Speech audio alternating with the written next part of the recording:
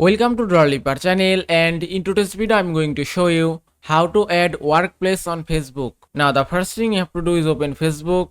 Now from here tap on this profile icon.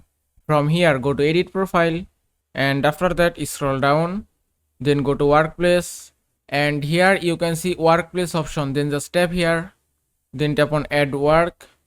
Now if you tap here you can see three options: public, friends, only me. If you want to make your workplace public, then you have to select public from here.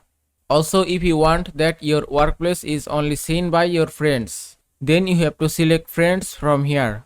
And if you want to hide your workplace, then you have to select only me. Then no one can see your workplace. Now if I select public and then search for your workplace, then just select your workplace from here.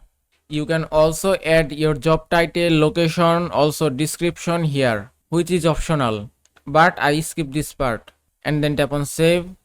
Also, if you want to share your workplace to your newsfeed, then you have to tap on share, but I skip this, and then tap on save, and it's done. Here you can see your workplace has been added successfully, and now it's visible in your profile.